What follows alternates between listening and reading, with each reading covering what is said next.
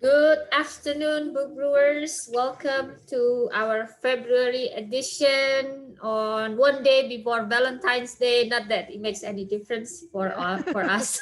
No, Just want to mention it. You might get a book token, Pipit. Oh, all right. And then only few of us, but usually we have quality discussion, so no worries. And today's moderator is supposed to be Mbak Imu, but her father needs assistant, so she will come later. And I think Jerry also said he will come at 1. Right, so you're stuck with me. I'll be your moderator, and I will share I will share my my slides coming. So this slide is the one from last few months, Brewers. Okay. So this is the questions that I will ask you.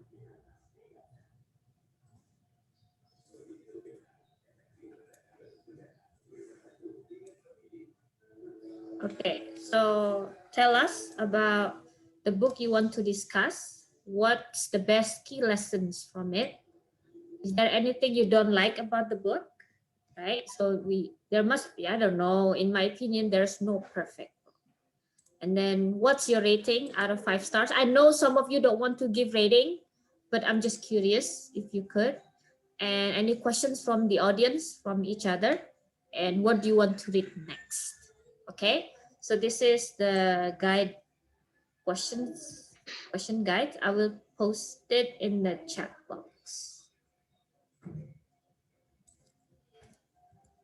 Okay, so to start this, I would like to start actually, but to be honest with you, I haven't finished the book. So can I ask maybe Donald to start with his? Okay, thank you, Pipit. So the book that I'd like to present for today is Operation Thunderbolt. It's actually continuing, I think the last book that I presented last month is a military history book, but this one is about a special forces operation by the Israel military in Uganda in 1976, and it becomes one of the most successful special forces operation in history. Actually, the first one that inspired many other special forces after that, because this is the first one for hostage rescue in a hostile territory, they say. So, yeah, I'm in the mood of reading this kind of thing, and that's why I read this book. And it reads like a thriller for me, a page turner. I really enjoy the book. So if I have to give a star, I think it's a 5. It's written quite recently, 2013, I think. So there are many sources in history that are only revealed recently, already included in the book, unlike previous books. So this is quite recent. Right, so I think that's it. And the questions. In the chat box. First one is the key lessons from the book. Yeah, okay. So the best key lessons from it, quite a lot actually. From a story like this, I learned quite a lot. For example, about risk-taking, about planning, about how to make decision under pressure. One thing is that they plan the operation in just 18 hours. Well, usually for such operation, they plan for weeks. And this is in a hostile territory because the hostage was held in Uganda, and at the time the dictator of Uganda, Idi Amin, supported the hijackers. So that's why it's a very difficult operation, because the government of Uganda actually supported the hijackers. So this operation was to go against Idi Amin? No. Just to rescue the hostage. rescue the hostage, but it was during Idi Amin's administration, dictatorship. Yes. Oh, okay. Who are in the hostage? Who are taken as hostage? French nationals and mostly the Israel nationals are targeted Okay. because they want to have some of the prisoners to be released. But the main point for me, of course, is the military operation. It becomes the inspiration. Like also for Indonesia, Indonesia eventually have a counter-terrorism unit called Gultor inside Kopassus. It's also inspired by this. So this is like the beginning of all the hostage rescue, especially in unfriendly territory.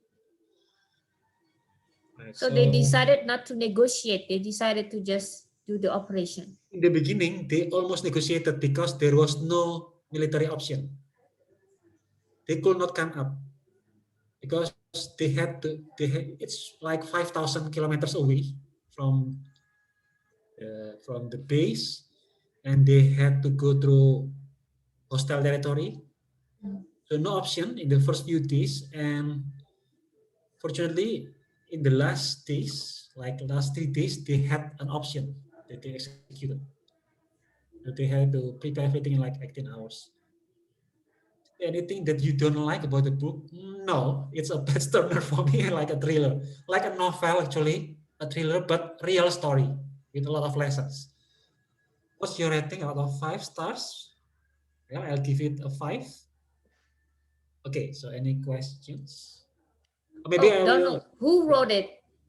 Who wrote this? Like, who is the person writing it? Yeah, a historian named Saul David. I never heard of him.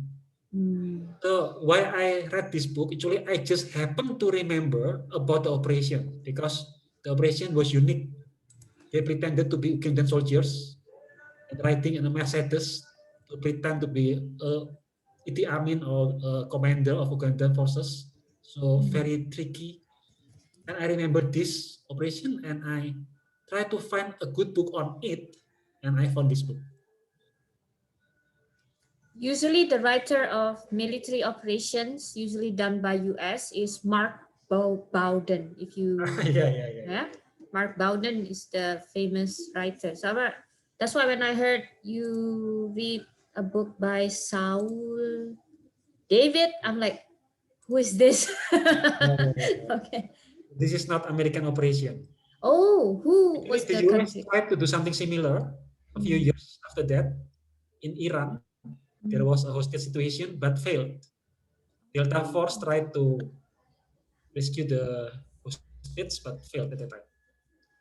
So it's very difficult operation. Okay. So was it led by France then? By Israel. Oh, Israel led it. The commander is the older brother of the current prime minister. Benjamin Netanyahu Yeah. So the older brother of his is the was commander. the leader. Oh, okay. Yeah, on the other side, because he's and the only casualty from the troop is the older brother. Oh, he was the casualty in this? Yes, one casualty, just one person from the Israeli forces, and it happened to be the commander, and the commander happened to be the older brother of the current prime minister. Wow, So, how did it happen? Usually they are the safest person in the military operation, right? no, he's in the front line. Wow. Yeah. So the commander is usually in the front line? No. So there are several levels of commander. He was the commander of the assault team. So the team that has the responsibility of killing the terrorists and rescue the hostage. So the most critical part.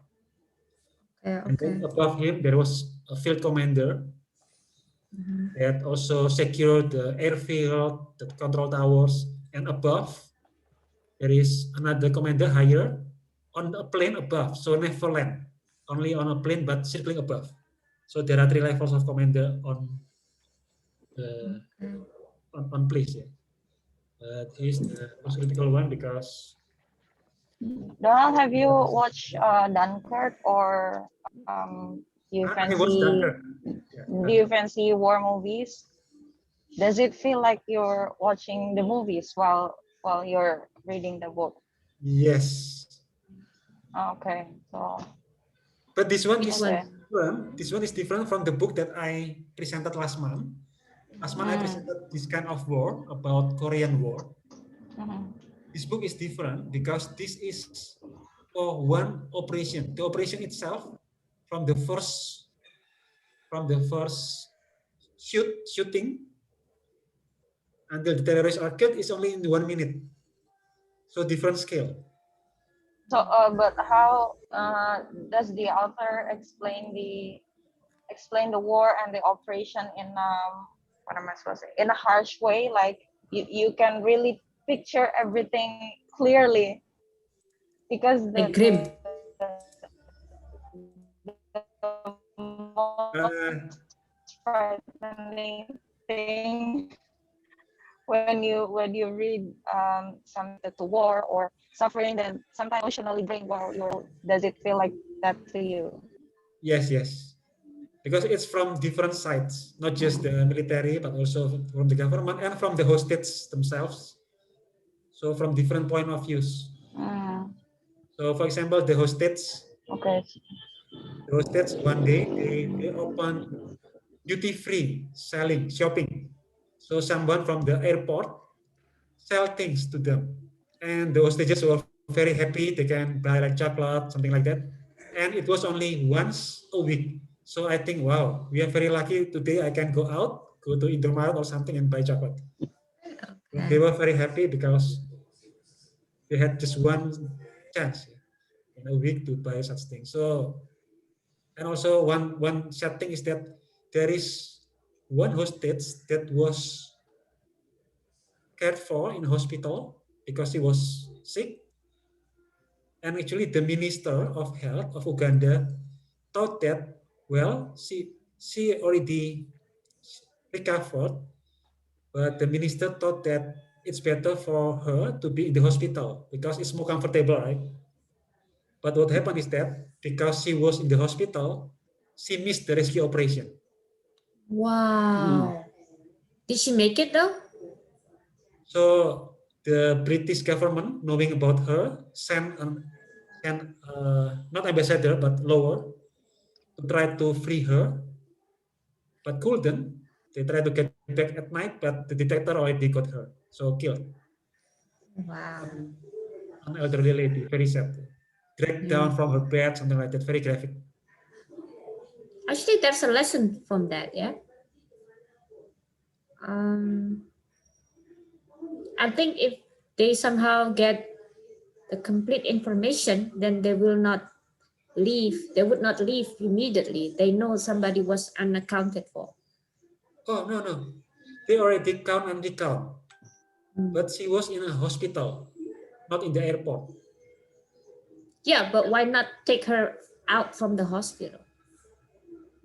Well, you couldn't because that means that the entire Ugandan troops will fight against this very small troop, right?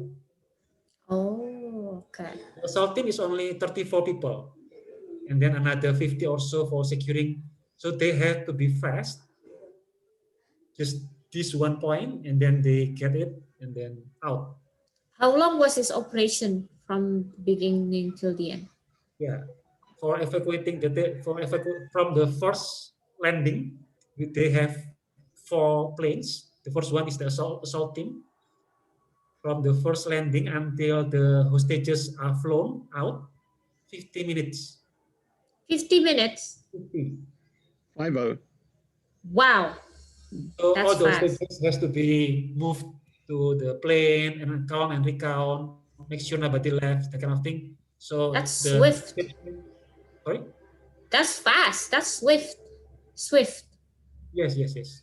And then for a 50-minute operation, the book is actually 464 Pages. pages. So like Cannot imagine if it's even longer. Yeah. Yeah, Oh, that.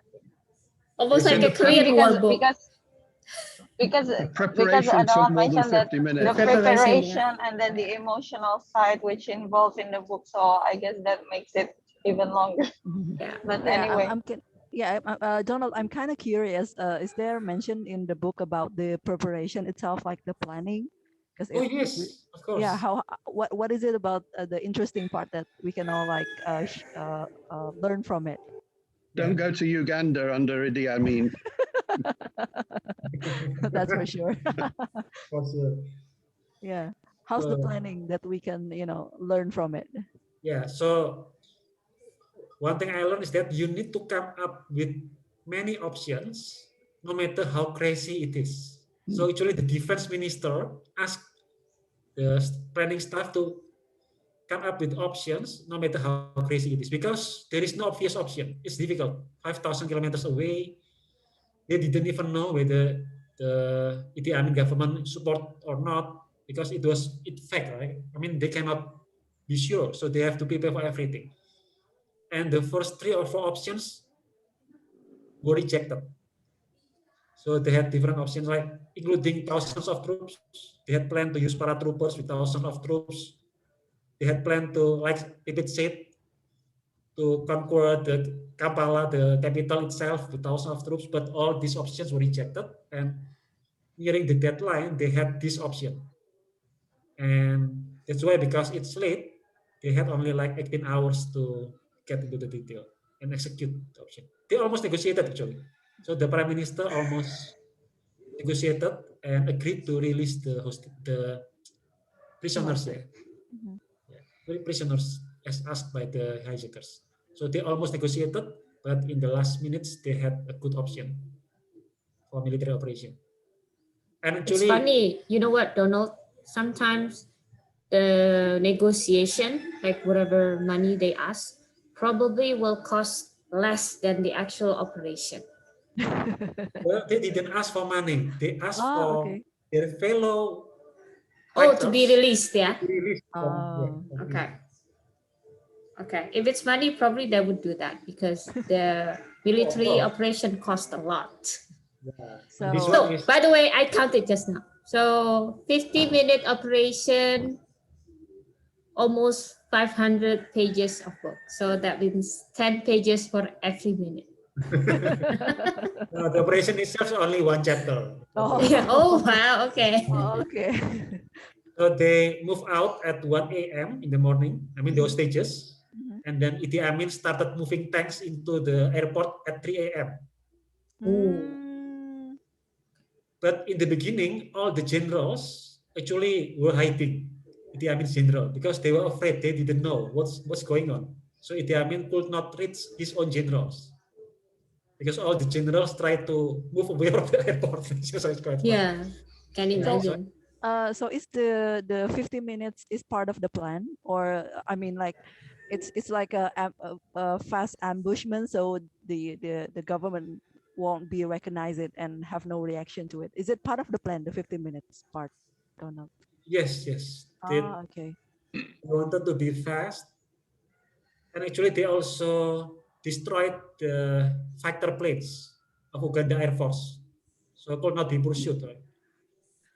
So while on the ground, they also destroyed all the MiG fighters planes of the Air Force because this is just Hercules plane could be pursued, right? So they Yeah, destroyed everything. very very slow compared to fighters, right? I see. I No, see. not so because they use automatic guns. Quick, Oh, sorry, my so part. all the fighters just blown up. Ah, But I oh yeah. think, but I mean, it shows the level of detail and preparation for Hmm. all But kinds I'm of sure areas. this is not Hercules plane from Indonesia. Okay, The that's Hercules plane from Indonesia don't have any guns attached on it. No, this one also neither. Mm. They had no defense. No Oh, okay. defense. Yeah. Yeah, so Oh, okay. they Same. same. So that's Okay. why. If you're interested, well, we talk about Uganda. Actually, I just read about Joseph Kony. Mm. Okay. So I usually read 2 or 3 Wikipedia pages every day. And on TED Talk, if you guys subscribe TED Talk mailing list, this week they talk about the art of listening, right? And then they featured about Joseph Kony, the terrorist from Uganda.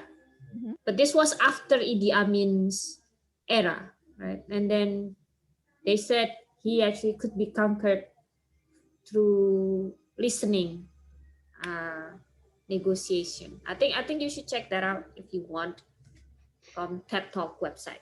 Joseph Kony.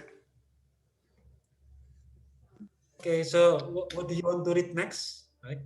Yes. So recently, my mood of reading is to read stories. So it's like a change from business book that I usually read or personal development books. That's why I read that kind of book recently, stories or stories. Okay, But this time, that is what you call being range. Yeah, finally Donald has contradict himself. oh, sorry. Usually he doesn't like stories, right? Now he's looking for stories. Yeah. So what do you want to read next? Related to stories. Yeah. What I'm reading now actually is Yeah. a story of a mathematics professor who is on a quest to defeat Las Vegas casinos. What's the title? A man for all markets. A man for all Markets. markets. Okay. Yeah, So I this- will show your. That might be my next book. Okay. Yeah, okay. So I'm showing the Operation Thunderbolt first to people. This one, right? This is what you're reading, what you have read. And then the next one is a man for all For market. all markets. Oh, here. Okay, yes. Okay. A man for all markets. True story of the card counting mathematics professor. Oh, so this is how you beat the house, yeah? Like gambling. Yes. Okay, And okay. later he became an investment manager. How did you find this book? Well, that's a difficult question because I read from many sources and I happen to be interested in like investing and also in experimenting. And he is the right kind of person to learn from Okay. because he did this not because of like academic duty, no, but because he was curious and playful actually. And that's not just because of gambling, but from high school he already experimented with many things. So I want to learn about his trait of being playful, experimenting with new things, trying to do things that people think are impossible. Okay. There's one thing that when he submitted his original paper, it was rejected right away. Why? Because the mathematics board cannot believe that someone can beat the casino. Wow. So that's exactly the kind of motivation that he had. So yeah, I'm interested in that kind of playfulness, trying to prove that something can be done, that kind of thing. I have a suggestion, Donald. If you like that kind of playful invention, playful person, maybe you should read the biography of Benjamin Franklin. And because he was an inventor also, right? But he started everything from being playful. He actually watched the ducks, floating on the pond. Then he would take the ducks and see the shape of the feet, things like that. So it started being playful. Probably you would like to. Okay, thank you. He is a fascinating individual, Benjamin Franklin. I mean, Yes, really, Mike? he was a fascinating individual. Yeah, I mean, not invented thunder and lightning, but he did an experiment, to see that there was electricity in thunderstorms. And he was the American ambassador to Europe for many years. He lived in the UK for many years in a house that was shared with a surgeon. Many years, 100 years later, I think they found in the basement, there were a lot of bodies buried because he was a surgeon, a doctor. And that was the easy way to get rid of the bodies after he'd finished cutting them up, was just bury them. So there was a big murder inquiry as to what was going on in that house. But anyway, That's where Benjamin Franklin lived. But yeah, very interesting guy. Yeah, I mean, he was a printer by profession Printmaker. and was very involved in time management. Yeah, so he would get up at 3 in the morning or whatever every day on the dot, and his whole life was planned. And he managed to achieve so much. So really And you know interesting. what? The last time he went to school when he was 10 years old. Yeah, yeah. Self-taught from books. He actually, He knew more than the teachers by that yeah. age. So his main education was books or something else? Yeah, yeah. I mean, he started off as a printer, as a profession. He Yeah, so he was published a avid- book though, but it was not a good book. He was like an almanac, almost like Yeah, an he would almanac. He kept records of read stuff. anything. Yeah, he was an Yeah, avid it's reader. He's a bit like Benjamin Pippet. Franklin. Guys, But I then, will switch off yeah. the video because I almost arrived at the venue. So I will rejoin. Once I get inside the building. See you And yes, later. actually, Okay. I was about to ask you next, but okay. Well, we can talk about you now, dear. So yeah. Okay. Well, Yeah, Dian is not whistle when listening. you Let's come talk back about in. her. Okay, see you guys. Yeah. Okay. So is it? I will go next, or Rizka? Do you have a book you want to discuss? You first lah, Mbak Pipit lah. Oh no. Okay. How about Mike? Do you have a book you want to discuss? Only after you finished. I mean, After it's I not, finish. Okay. it's not a real discussion. It's just sharing knowledge. All right. Sure. I love getting knowledge from other people. So last month, I browsed my bookshelves and I tried to find books that I have read before but have not finished for some reasons. And all of these books go all the way back to my university years. So in my university years, I don't know why, it seems like I read several books but never got to finish them. Maybe only 100 pages left. And this was one of them. I read this in 2008, Downsize This by Michael Moore. So the content of this book is somehow outdated, but it's very relevant to this day, I think. And this book talks about actually even in rich country, even the richest country in the world, which is United States, poverty is still very high, unemployment is still very high. And even a lot of places in United States actually have lower income rates than Bangladesh, even instead. Like particularly in reservations, in Indian reservation, poverty is rampant, alcoholism, all of these things. So this somehow tells a story about America that is really underrepresented in the media.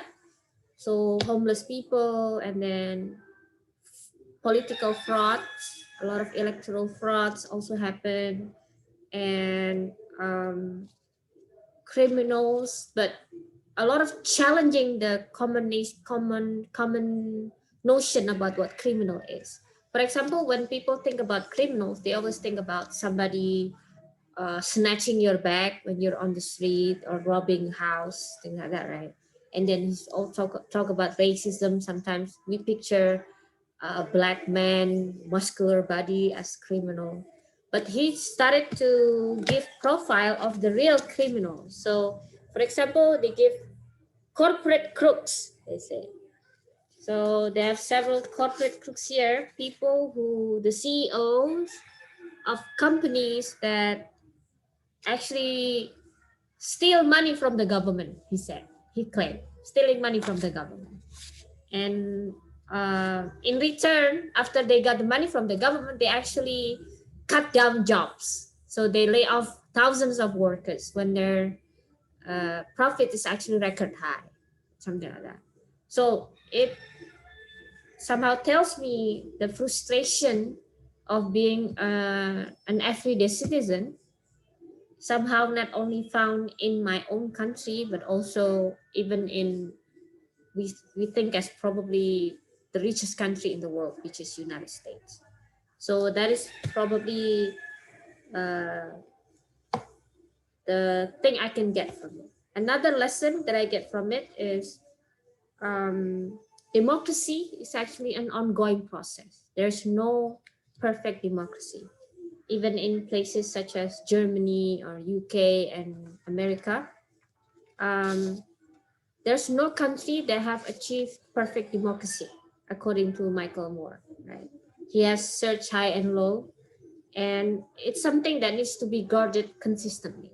So we cannot rest assured that, okay, we're now reached the, what is it? Our country is democratic now.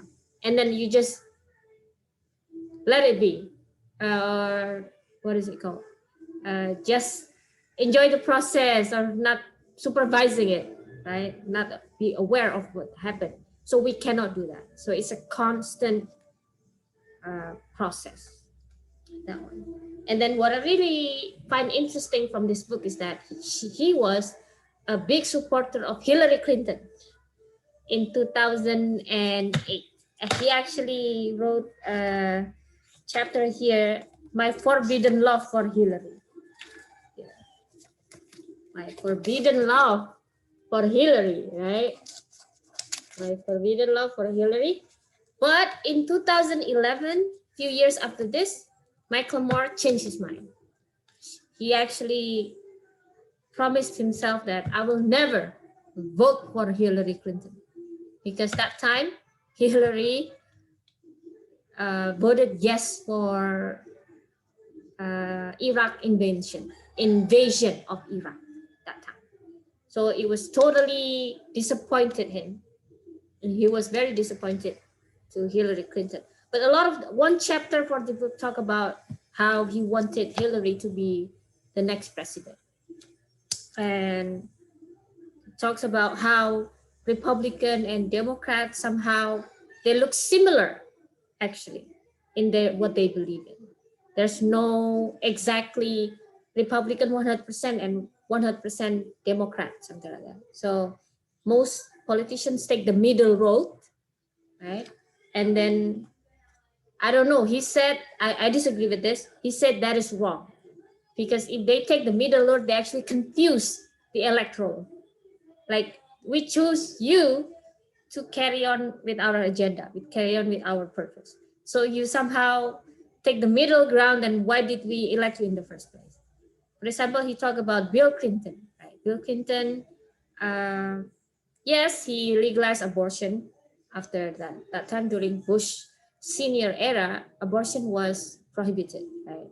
Right after Bill Clinton became the president, he somehow overturned that, as long as legal and within before trimester, only the first trimester is allowed. But then he just stopped there. He didn't move on with the healthcare, the one that Obama was fighting for. Actually, people wanted Bill Clinton to fight for the universal health care since mid 90s, but he didn't have any, he said, balls to do it.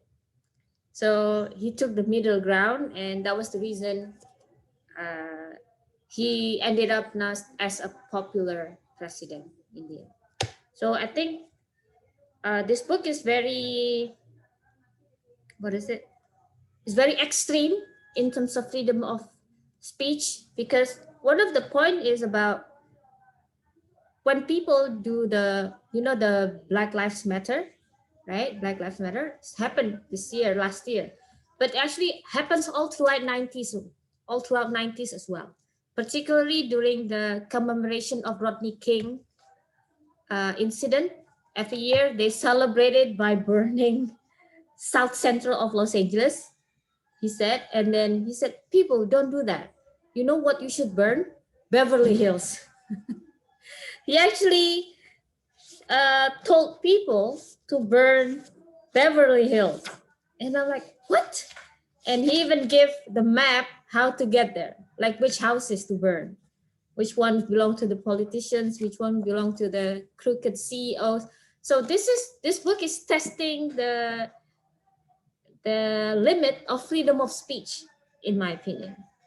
If this book was published last year or the year before, probably it was in hot water or controversial, because people would, was seen as, oh, they just follow after Michael Moore's suggestion.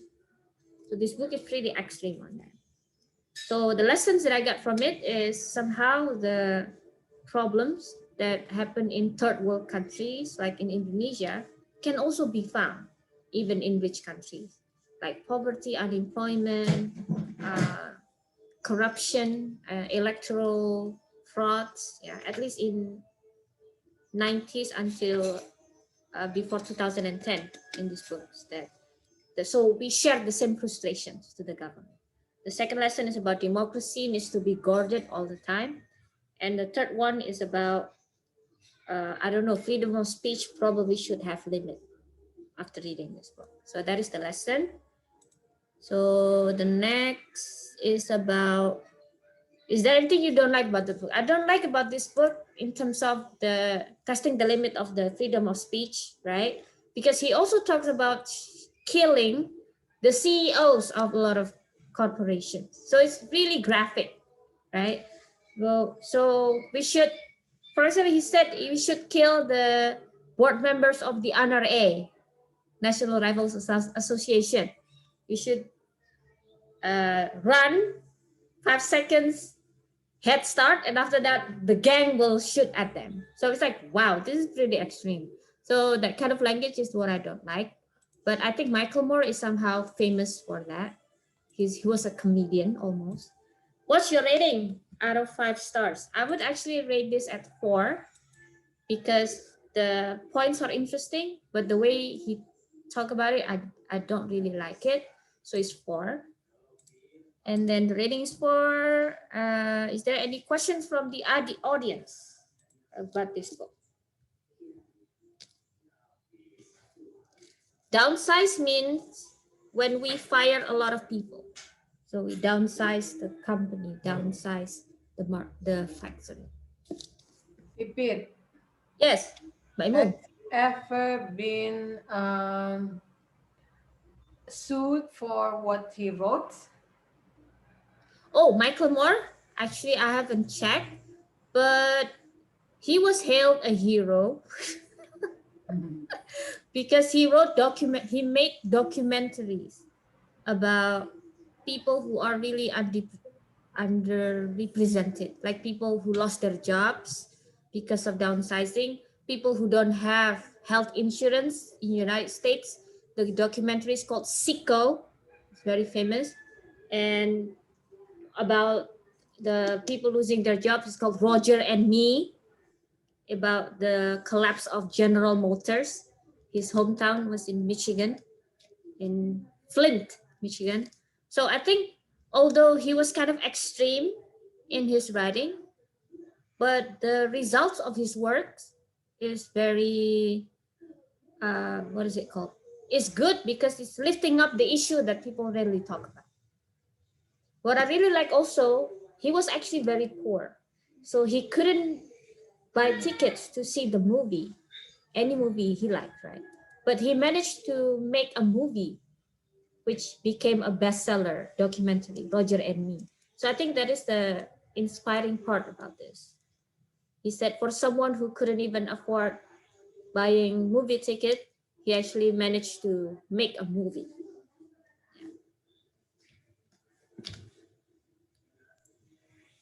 Okay, so question from me. Yes. Because one of the points is that we should not take democracy for granted. We need to keep it, right? Now, Yes. what is happening recently in Myanmar is they have a young democracy, and the generals just took away the democracy away. And based on what you read from the book, what should the Myanmar people do for that kind of situation? Maybe That before is, or after the yeah. coup. Yeah, that is crazy. It's unfortunate. I've been to Yangon, and I think the people really nice. So reminds me of Indonesian people in 90s. We were that friendly in 90s. Remember? So Myanmar was like that. My impression. But it's really hard, I think, Donald, in terms of Myanmar, because even after they said, okay, we share the power with civilian government, right? So Aung San Suu Kyi was able to be the president for several years, but she was not 100% in control. Actually, it was 50-50. So Aung San Suu Kyi 50% and military junta junta government also 50%. She even said that when it was problem related to Rohingya, she couldn't even say her own opinion. Whatever she said in public, it was somehow uh, what is it called? Censored by the military. Yeah, censored by the military government. So although it was several years of half free, it was not a real democracy in Myanmar. And the warlords in every region were still powerful, even more powerful than the government. So the warlords, the war gang, the warlords, the violent gangs in Rakhine, in all of this Bagan, all of these regions are still very powerful all this time. So it's almost useless to have civilian government.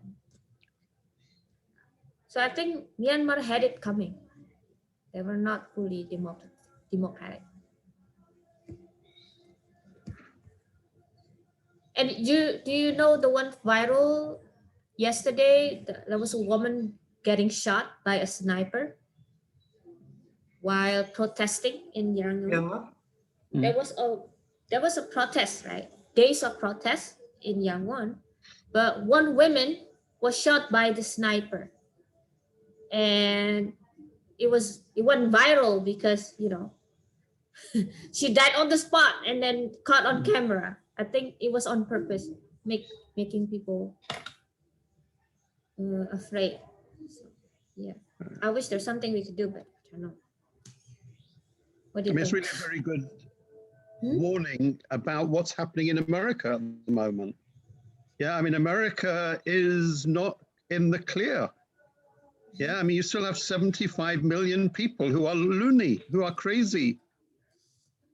And even when you've got 85 million people that voted for Biden, Biden isn't really able to control the situation.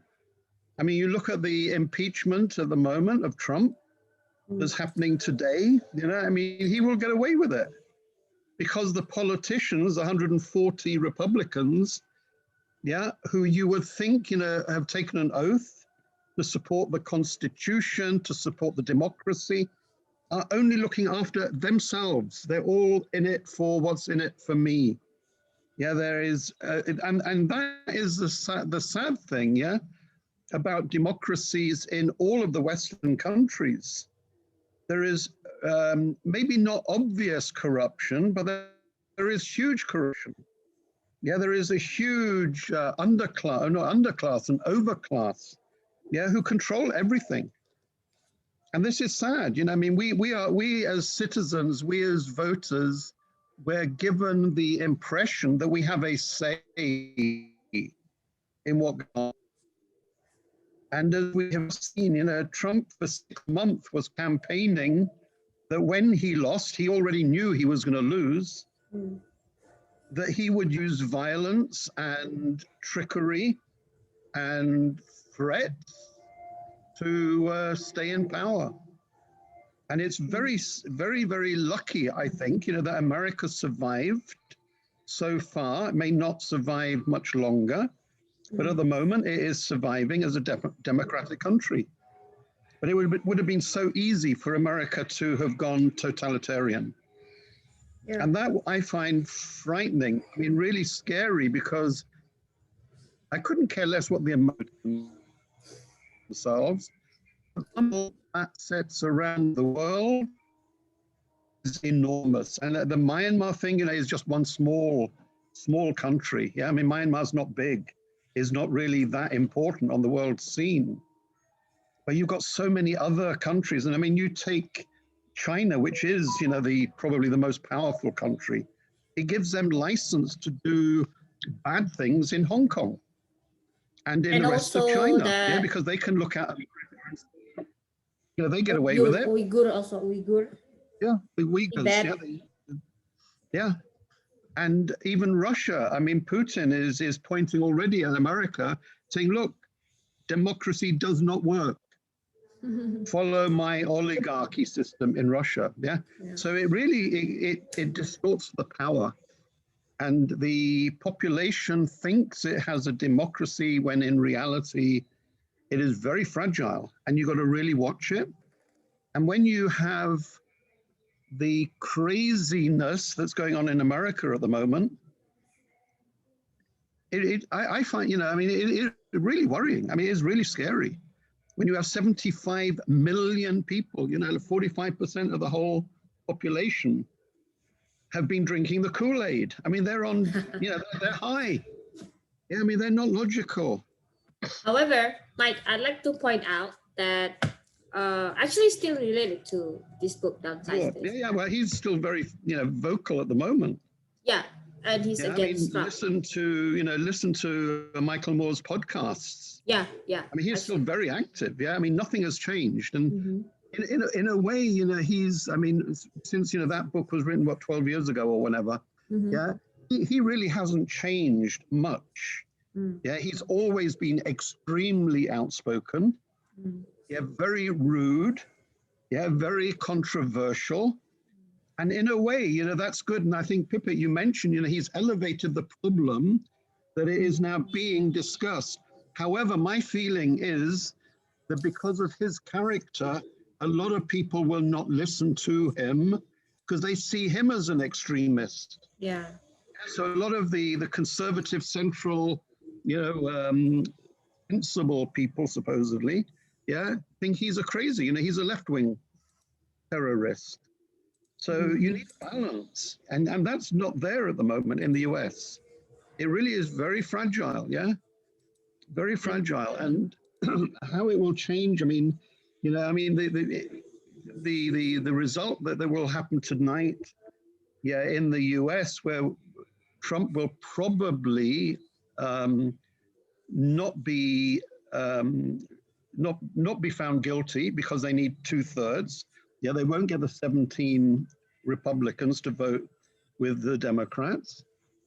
However, you know, I think tomorrow the Democrats will bring in part 2, which is going to, and it doesn't need the 2/3 majority, only needs a simple majority. So Kamala Harris will be the tiebreaker on preventing Trump from ever running for public office again.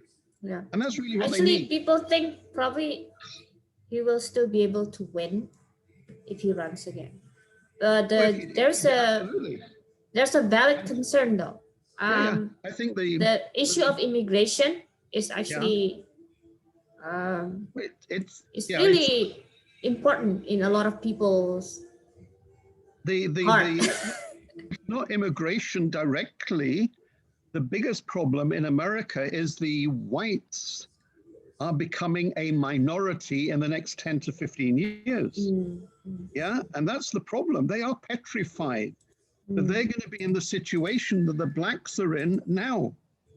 Yeah, that and will Hispanic. be white people in 15 years' time. Yeah, all of the power will be in Mexican, Spanish. I mean, Spanish, I think, is already the first language, is the biggest language in America. I know the term for this. Revenge of the Cradle. That's it. You heard that before, people? Yeah. Revenge of the Cradle. So they will defeat the white population with more people, more population. Yeah. Well, that's happening. You know, I mean, you've got a Catholic country, the birth rate is high, and the white Americans want a high lifestyle, and that's hindered by children. Yeah. Yeah, kids are expensive, and they prevent you going on luxurious holidays, you know, if you've got 15 children, yeah? But the Spaniards don't worry about 10 to 15 children because it is their social security pension plan. Yeah, they have no pensions, so you need kids around, alive, in your old age. So yeah, I mean, it's the whole dynamic that's going on in the US at the moment. Yeah, and that's really driving what's happening at the moment. And they are going to get more extreme. And I think Trump, you know, I think legally Trump will be prevented from standing for president, but he will be behind the scene. And he will probably put up Ivanka as the next candidate in 4 years' time. Yeah, so he will be there. You know, his influence, his money, and as we've seen, you know, with the January 6th explosion, in the Senate, in the Parliament. He controls them. They listen to him. He's Yeah. brainwashed them. Yeah, I mean, I think he's a hit. Trump is not afraid to be disliked. He's He's not always been afraid to be disliked. disliked. No, Yes. he was I born mean, disliked. yeah, it's No, never really. like get used to it. So then maybe that's why somehow when he said about cleaning the swamp, something Yeah. like that. So I spoke to a lot of his supporters, right? And they had valid reasons, in my opinion, including now a lot of jobs are exported to Mexico, right? A lot Well, of not so many now, but certainly over the last 30, 40 years, it was a deliberate policy by the American businesses to and he wanted to export. avert that. He wanted to Yeah. avert that.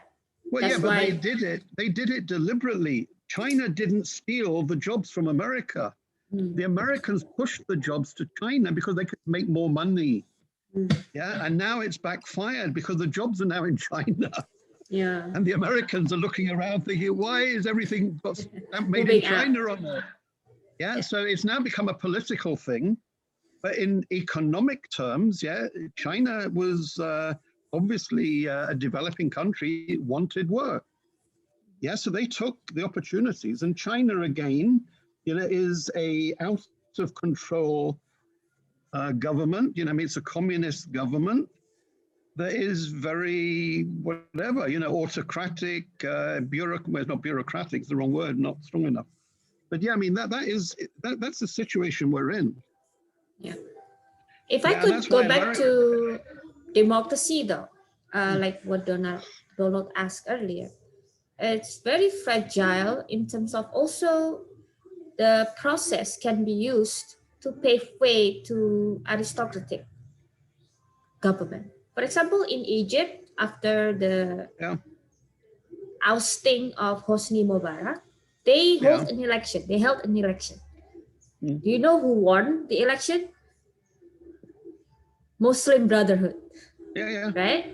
Muslim Brotherhood won the election, the first election, free election after Yeah. Hosni Mubarak.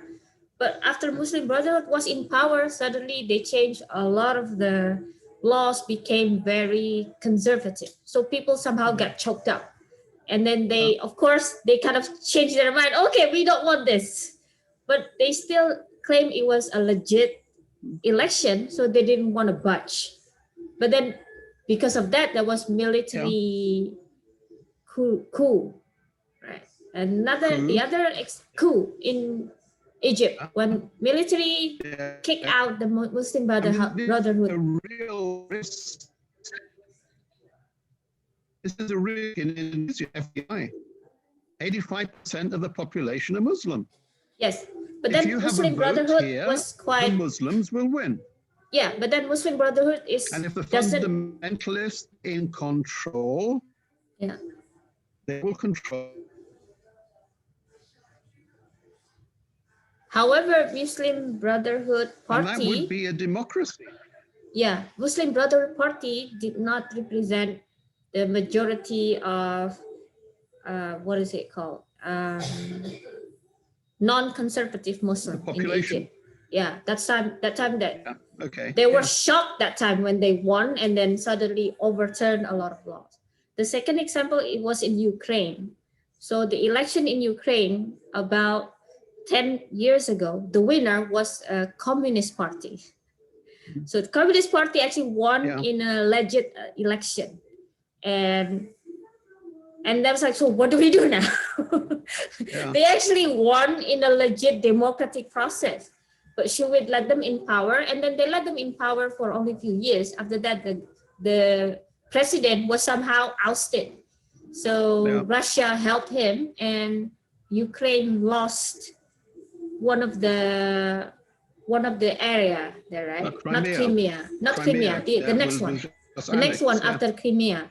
So Donetsk. Yeah. Donetsk. So the Donetsk now become Russian territory because of that incident when the president somehow kicked out and he refuged in Donetsk.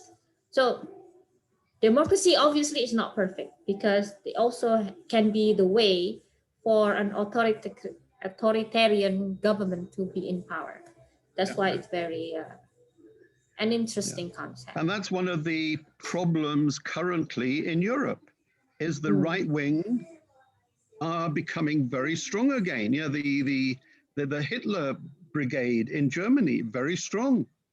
Yeah, I mean, Marie Le Pen in France, extremely strong, will probably be the next president. Yeah, so there is a lot of risk. I mean, UK also, we have a strong right wing lunatic segment. And again, you know, the problem, you know, with democracy is people don't vote. They leave it to others. And the minority are active and they vote and then they get in. Yeah. Yeah, and that's the sad thing. You know, everybody should vote. Everybody must vote. Yeah, they don't take it seriously enough. But I even think that's then, what happened with Brexit, right? A lot of Yeah. people chose not to vote, but then the result somehow they became yes. Okay, Well, I mean, so now it's 1:20. I will go to the next book I will read. And I said last month I will read Freakonomics, and I didn't get a chance to do it. So Freakonomics is same case as Downsize This. I read it in university, but I think I did not finish. So I will pay my debt from 20 years ago. well, at least it I was a will finish discount the book. price. Yes, I will finish the book and discuss it next month. Freakonomics. Thank you. That's from me. Anyone wants to go next? Mbak Imung, Mike, Rizka, Diaz. Mbak You look Imung, as if go. you should have a Mexican theme, Emong. Yeah, The background. I kind of like that. I read this book, and I think the book is not for everyone. That's interesting. That's Fine. useful. Yeah, it's Mastering Useful. Facilitation. Can you see that? Yes, yeah. Okay, Mastering Facilitation, 7 Principles and 1 Law.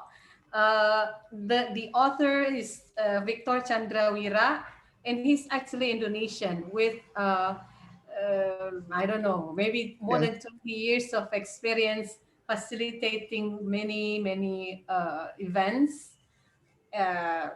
Most of them, I think, is from like development agencies or United Nations, but also governments and business. I learned a lot from here, even though some of them I actually already practice it, but I didn't know that it has that name, for example. But the way he put together the writings, this one is in English. His English is really good, easily digestible, but not, how to say that. It's very smart. Well, he's using very smart business writing way. Yeah. But he also include lots of cases through storytelling. So I think what's missing sometimes from a book is that the storytelling in it, especially if the book is about how to book. I know, Donald, you don't really like how to book, but I think you're gonna like it. It also has a lot of How to book? yeah, how to. How to do something. Oh, how Yeah. to book. Yeah. I'm like, how to book something? Like what? Okay. Imung, Donald has changed his tune. He now has gone into rebellion in Idi Amin's. Yeah. It is how to have a. Yeah. Yeah. Donald, I you can like use other this books. facilitation for, Ugandans. And the book is really good because the way he wrote it, and the style, and also a lot of information in drawing. And the drawing is really good. He draw himself, but there was also one illustrator for that. I'm going to share with you the 7 principles, yeah, so that you can, bring home some golden nuggets from the book. The facilitation is actually is useful for teaching, training, presentation, event organizing, even or for coaching, mediation. Well, the facilitation is needed in those activities. The 7 basic principles of this is readiness. As a facilitator, you have to make sure that everyone ready for that. The clarity, the second one, that whatever you say or whatever becomes the decision, it has to have some clarity. The third one is the rule of 7, based on research that everyone can remember maximum 7 things easily. But more than that, it's all gone with the wind. The next one is neutrality. And this is the fourth one. You have to be neutral to be a facilitator. The second one, no, not the second, the fifth one is abundance. As a facilitator, you will have to have this kind of, I mean, for me, you have to have abundance mentality, so that you are being confident.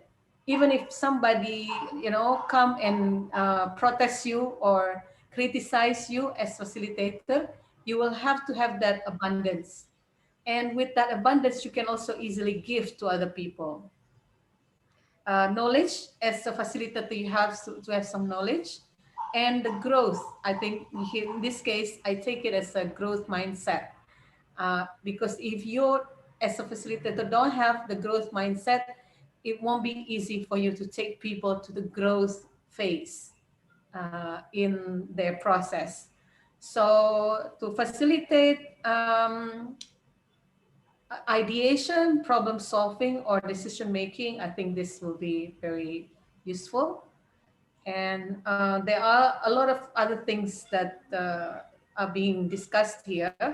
And what I like more or most about this is that it has some illustration through a storytelling, and that storytelling is also cases that he has been facing during his experience as facilitator. I think that's about it. Like, Well done. is there Yeah. anything? Question number 2: is there anything you don't like about the book? No, I think I like everything. Well, if I'm really picky, I think I like the font that has, how to say this, lengkung gitu ya. Oh, curves. Yes, I love reading books Oh, with you're curves. cursive generation. Yeah. So with this, I feel like I don't know. I think it's easier for me to read the books with curvy fonts. Mm. What Yeah. is your rating out of Five. 5? Five. 5? Oh, okay. Okay. Any questions from the audience about the book? But what is the writer famous for? As a master facilitator. Like anything that is legendary from the event he facilitated? Oh, he facilitated so many.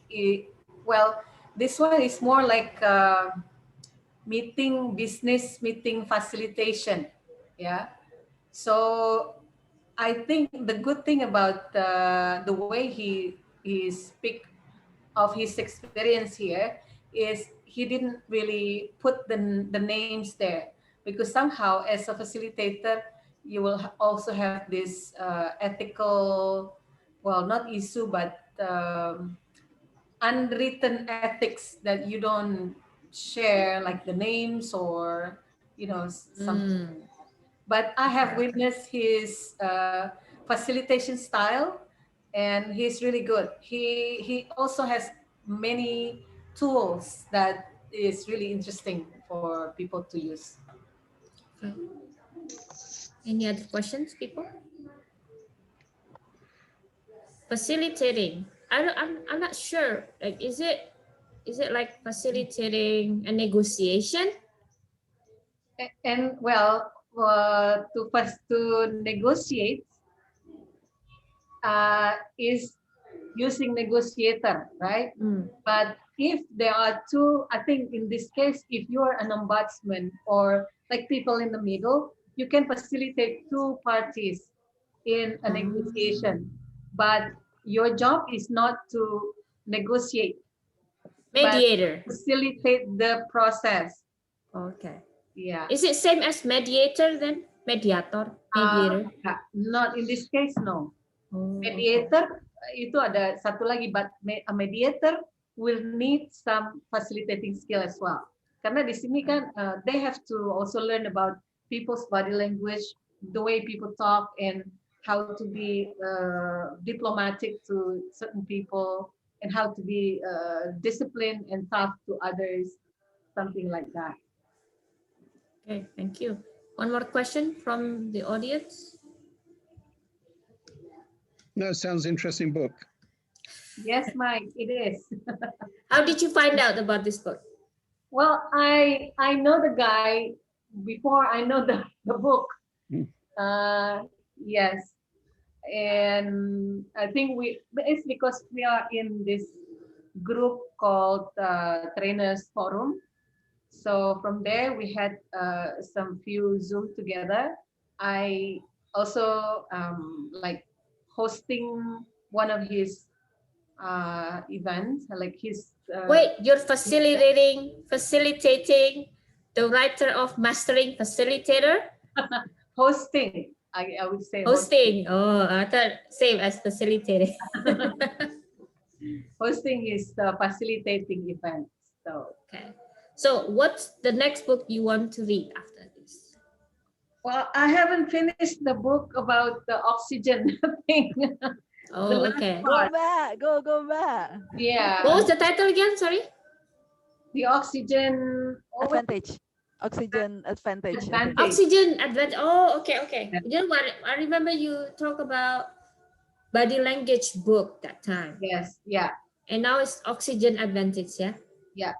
All right. And that one is actually for learning how to breathe properly and learn how to know and understand how the breathing works, the process, and why is it like that, so that it'll help me to be more mindful about the way I breathe.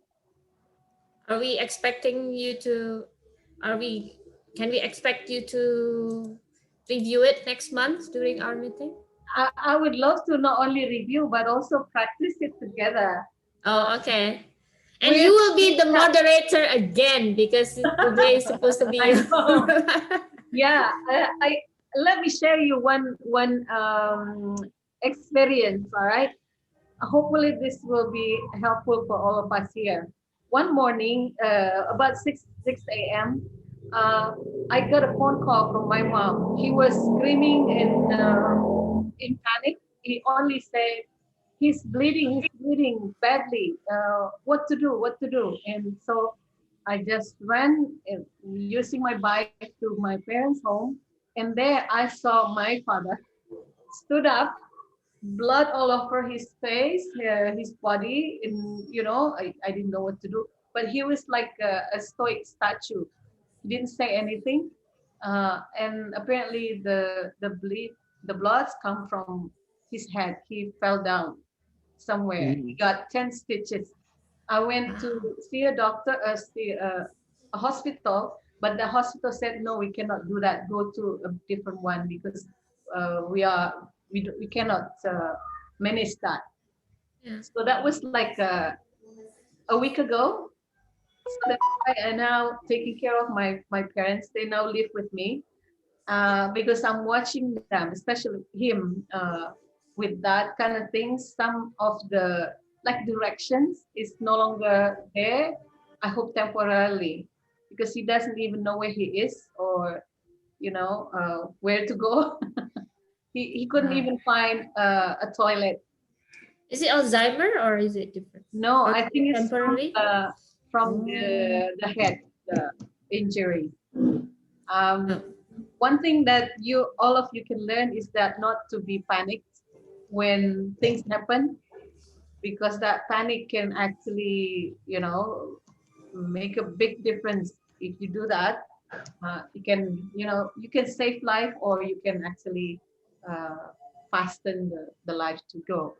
So I was happy because I learned this when I worked for KBR, for Halliburton. They taught me how to be calm and with clear thinking, because we do desktop exercise every 3 months with a lot of different scenarios. So practice that at home so that you can, maybe save people. Thank you. No panic, people. Yeah. Although it's Oh, it's usual to be a Halliburton employee to panic. Halliburton has a lot of enemies. I know, but we learn how to, taking care of HSE, like health, safety, environment Yeah, somehow. yeah, yes. So you're the offshoot of Halliburton, yeah? The offshoot. What is offshoot mean? Offshoot is cabangnya of Halliburton. Halliburton. Hmm. Like beda with the parent company, yeah? Because the parent company strictly oil, yeah? Yeah. Enggak sih, not strictly oil. It's the maintenance. Maintenance. Yeah, but it's oil industry. Yes, oil industry. Yeah. Okay. Sure. So I would like to welcome Effie. Hi, Effie. This is your first time Hi. coming. Hi, I'm sorry I came late. The invitation not mentioned about the dates and days, so it was Yeah. just timing. So I was like, okay, it's supposed to be today or so. Yeah. So sorry, but I was listening to the conversation and the discussion, and it was very interesting. So thank you to having me today. Okay, just enjoy us. We only have 25 minutes left. So, Yes, but I okay, hope okay. you get the most from our discussion. And we meet every second Saturday of the month at Oh, 12. okay, So okay. next time I will share the invitation again. All right. Thank you, Mbak Pipit. Hi, everyone. Now, thank you. Welcome. You're welcome. I mean, and then let's go to Riska or Mike. Anyone wants to share about the book they read this month? Riska, you have something to say? You're Unmute. Sorry, yeah, sorry. A little, I guess. So I was actually going to, preparing in my mind like 2 weeks ago. I want to share this in Brewers, and when the days comes, like, oh my God, I don't wanna. So, what I want to share today is a book about Jeff Bezos. I think inspired Yeah. by Ratu and Oh, the yourself. retired Jeff Bezos. Yeah, you Yeah, retired the last retired week. Yeah. Bezos. Yeah. So firstly, I got interested because I think because of Amazon selling books as their core business, I thought he was like kind and everything. And this book puts me in the realities like he's not. He's No. I hate him because of this book. I mean, but he's very brilliant. I mean, he started out making the website using Amazon because back then when the internet is not very common like right now, the listing is alphabetical. So he started with an A, and Amazon is picked because it's like the biggest river and at the time. And then throughout the book, Sorry, tells what is the title of the book? Everything Store, Yeah, that's Jeff one. Bezos and Digital Age, I think, by Brett Stone. So the author really have an access on a lot of dealings between Amazon and a lot of their counterparts, and there are a lot of like I one thing that comes to mind right now is about how he deals with a book publisher. I think like I don't really remember, but he managed to make them follow their rules because before he's just the Amazon only selling like a hardcover, and at that moment he asked them to join him for an ebook part, and he already stated the price. The price is like 99 cents, while the book, the hardcover, is more than that. And he like apa ya, mengancam that if you don't follow our rule, we will not sell your books anymore. And and I was like, it's like, how cruel is that for like a big company to do that? But throughout the book, he's like, oh my God, Amazon and Jeff Bezos do change retail. He's not only selling books now, he's selling like I don't know, Everything. He's not everything. He's like selling. really selling Everything everything. He's store. selling No, everything. he's Really live up to what he mentions. He sells he sells like the strategies. I always stutters when I'm very excited. I'm sorry. So before before he started with books, and then he started selling other things, and he make like a marketplace. The first time, if Amazon couldn't sell lower, he just watch others to sell from the marketplace. But once the Amazon can get a lower price, they all also sell it. And in the end, he used that leverage to push the the clients to sell lower and lower and lower. And Amazon live up to his Bezos visionary to be the everything store, because he even managed to convince the investor to have them like selling lower, for example, like the free shipping.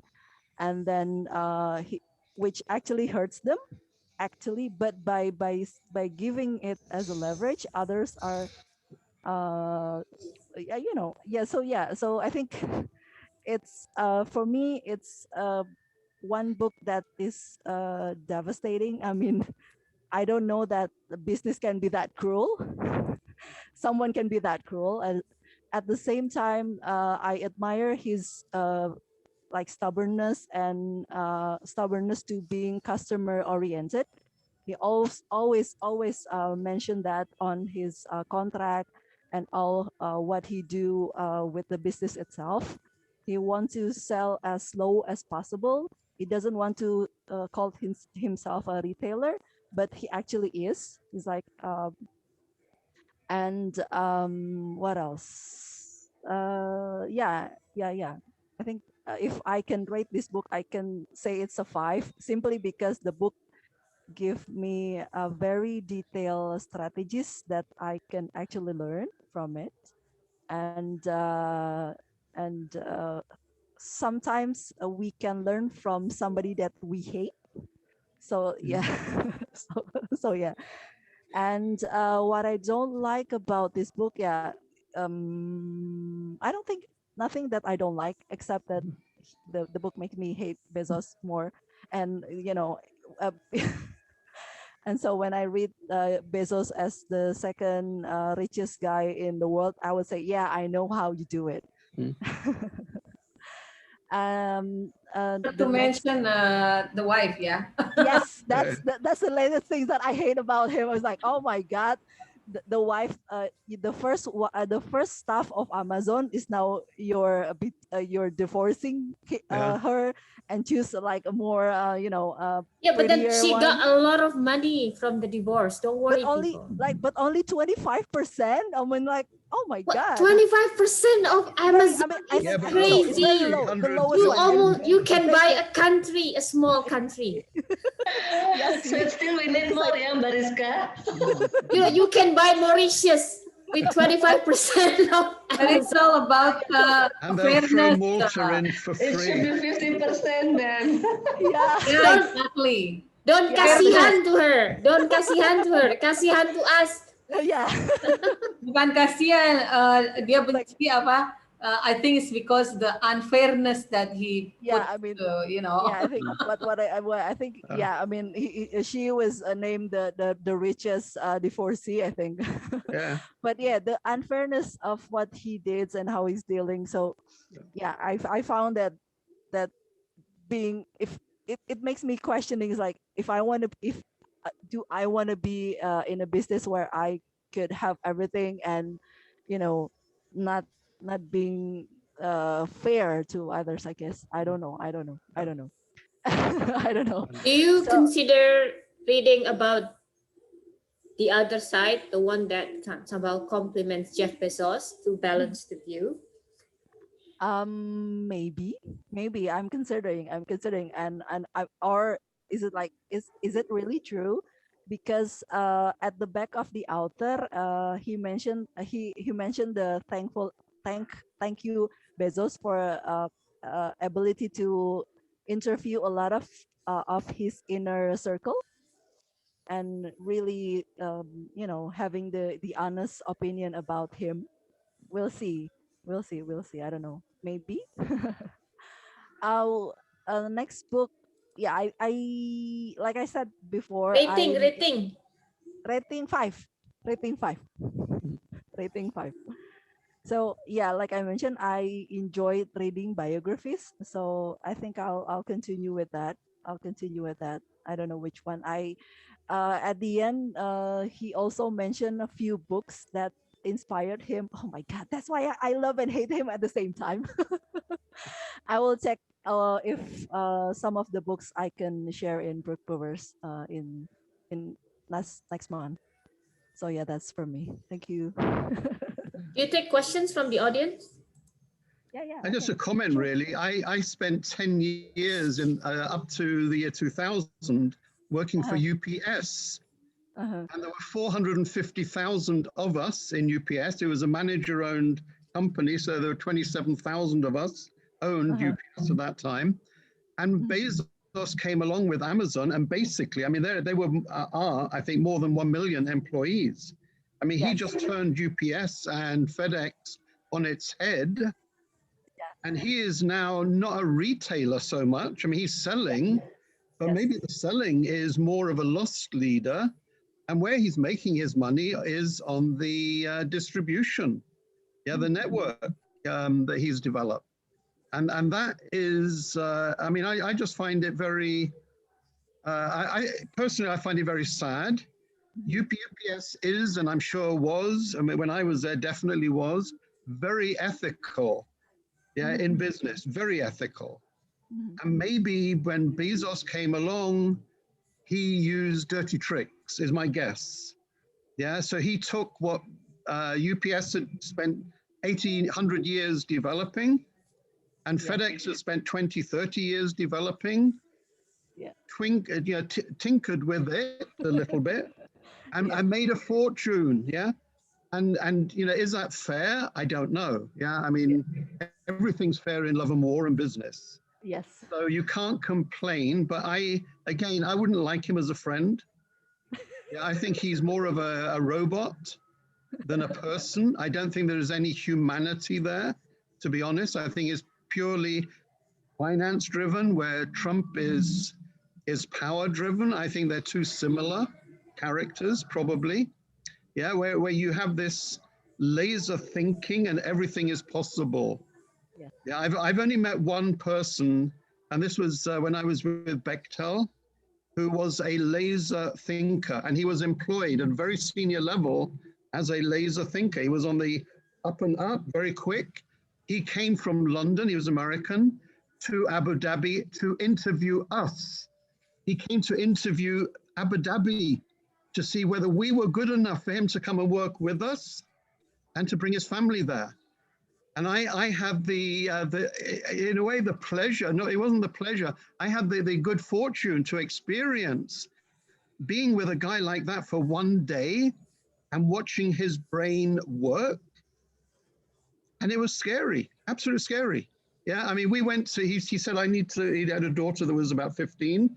I need to go to the American school, Mike. So we arranged it. We went. The headmaster there was a friend. I mean, I knew him very well. We had lots of kids there. And We went like at 9 in the morning, and at 12 o'clock, this guy's still interrogating the headmaster. It was an absolute inquisition. And the headmaster's now starting to sweat at lunchtime. You know, we're getting ready for lunch, we thought, yeah, finish. And then right at the end, he said, oh, now can I go and look at the classrooms? So we left the headmaster's office and we went round the Far class away from finish. for 2 hours.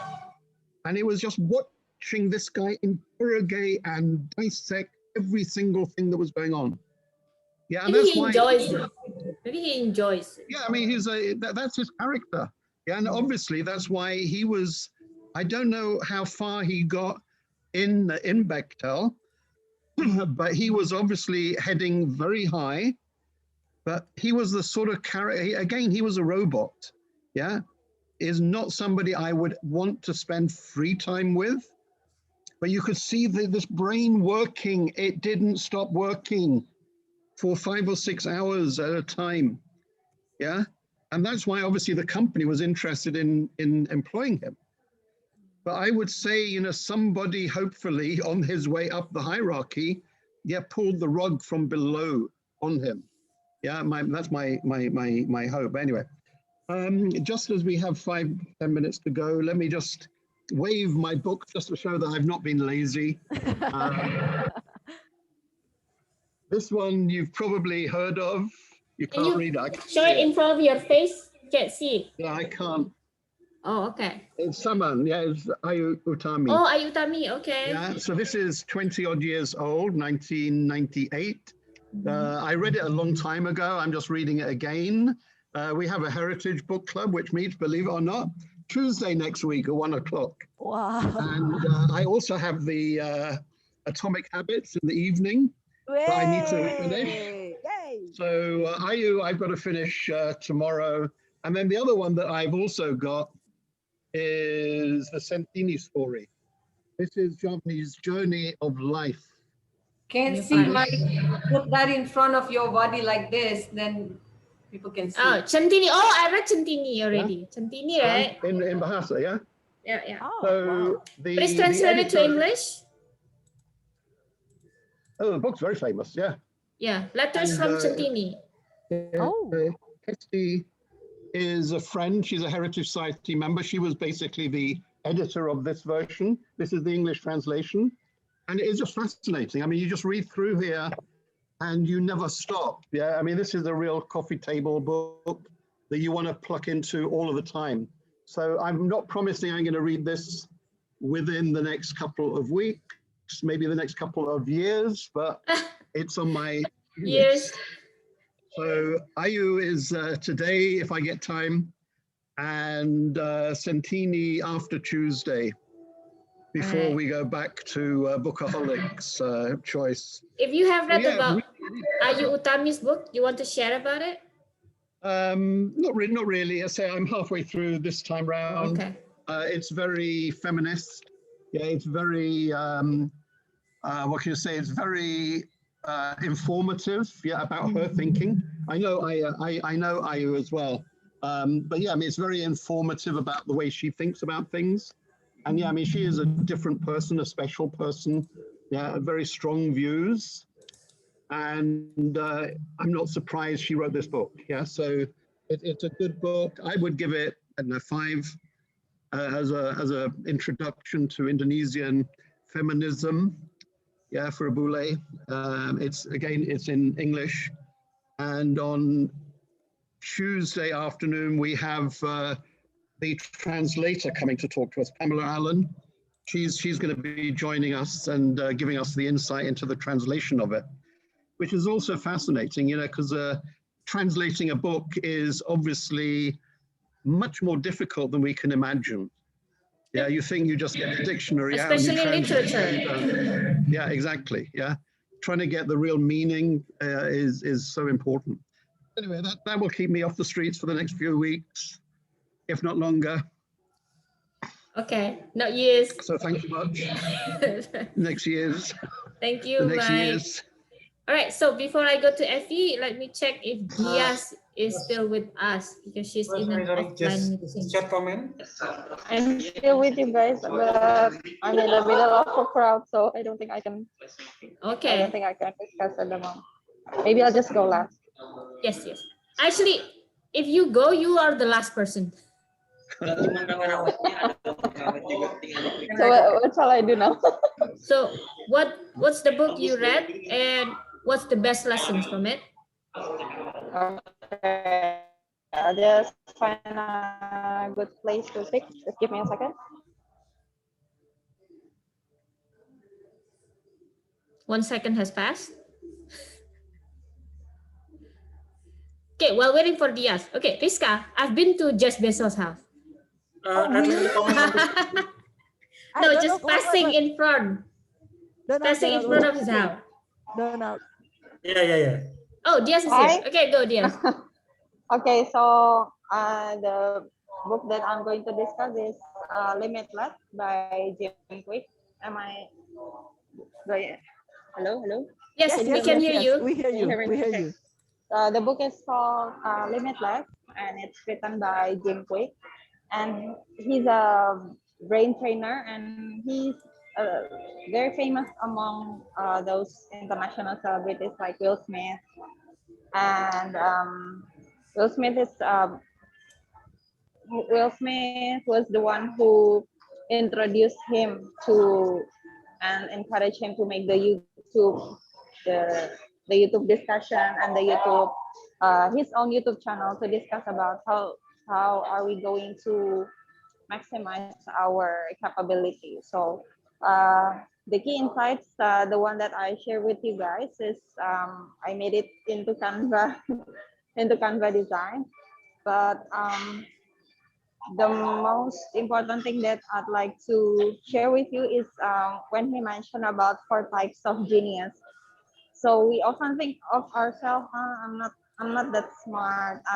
I'm slow. I'm a slow learner, something like that. Well, actually, it's not because maybe you haven't found your best type of learning or your your best insight of yourself. So, oh, thank you for sharing. So the first one is dynamo. So it means that when you're inventing something new, or you are being creative, and for this type of genius, he mentioned about most of the famous inventors like Albert Einstein or Graham Bell. And then the second one is Blaze. So this is the type of genius when you can communicate very well while using your own heart and soul to deliver the message. And for this type of genius, he mentioned examples like Oprah Winfrey. So if if you if you remember how Oprah speaks, she is really speaking through from her heart, and while she's asking about questions in her interviews, she she doesn't only ask, but she always asks, how do you feel, uh, what are the things that you recall. Those two questions were the most questions by Oprah. So then the number 3 is the tempo. It means like the type of genius that always see the big picture, and then if combined with persistence, they might be a kind of inventor, but making something new out of it. And then the example is I forgot her name. Wait, the one from South Africa. Mandela? Mandela, and then also Mother Teresa. This is their type of genius. And then number 4 is the steel. It means that this type of genius is very into details. They make something out of that kind of detail. So this one he mentioned about Larry Page, about Mark Zuckerberg, and about Bill Gates, because they do aware of those tiny things, and they can make something out of those tiny things into a very big thing, something like that. And I think the rest of the insights is not pretty brand new, because we've been here for me, I've been here like for more than a year, and then we always discuss books like, I mean, typical books like this is, we discuss it a lot, so it's not something brand new, because we do discover this kind of things from the other book as well. But from Limitless, those four types of genius are, that is the thing that I discover particularly from this book. The one thing that I don't really like, or maybe I feel like, what are we talking about? Because I think he kind of bragged all those celebrity friends, because he mentioned about all those famous Hollywood mostly. So I don't know if it's part of his marketing strategy, because he mentioned all those famous names, or maybe because of the clients, starting from Will Smith to the other Hollywood celebrity friends. I think that's it. And then for the rating, I gave it 4, I guess. I forgot in the book reads I give 3 or 4, because I feel like the YouTube is a lot more informative comparing to the book, while I was expecting more from the book instead of the YouTube, because YouTube is um, already visualized already with the presentation, while the books, I thought that I would get more from the book, but instead not really. So yeah, I think that's it. That's all that I can share. Thank you What do you want to guys. read next? Sorry to keep you waiting. No problem. What do you want to Oh, for the read next, next? I'm currently already reading the Good Economics for Hard Times, the one that we were supposed to read last year. August last Yeah, year. last August, but then I just read it. I think I finished it, actually few weeks ago. That's what I'm going to discuss for next month. Okay. Thank you, And Diaz. thank you guys. Enjoy your event. Okay, I think I'm going back. I'm going back to the meeting. See you. Bye bye. Yeah, bye. See you next month. Bye. Now, Effie, our first time coming to our discussion. Is there any book you want to share with us? No, I don't have any book to share actually. The reason that I came here because I used to have a very good reading habit, and it just stopped when I have kids, because after doing all those office works and kids at the same time at the night, I used to read before I go to sleep, and now those kind of habits, it seems like too prestigious and too luxurious for me. So now my kids are getting bigger, so I think I'm going to go back to my old habits. And this is one Yay. of my way to push me up to it again. So maybe next time if I can join the meeting again, I could share something that I read. But for today, unfortunately, I haven't read so much lately, so I'm sorry. What type of books do you like? Is there any type of genre do you like? There are two books that actually I've been reading but not yet finished. So the first one is parenting books, and the second one is a book about self-esteem.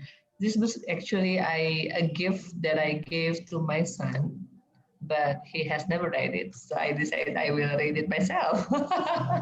So maybe one of those two book later on will be my topic for the next session if I manage to come.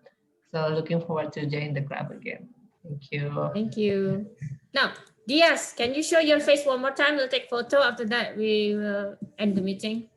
Everybody else, show your book or grab the closest book. Okay, Rizka, grab whatever book. Last time you suddenly grab university textbook. Yes, okay. Donald, show your ebook. Okay, 1, 2, 3. Yes, got it. Thank you so much. Thank you, guys. I'm going to leave the Zoom meeting Thank you, now. guys. It was a Bye very bye. pleasant Have a good meeting. Nice to weekend. meet See you you next all. week, Saturday, See second you. Saturday of the month. Bye-bye. Bye bye. Bye. Have a Bye. good weekend.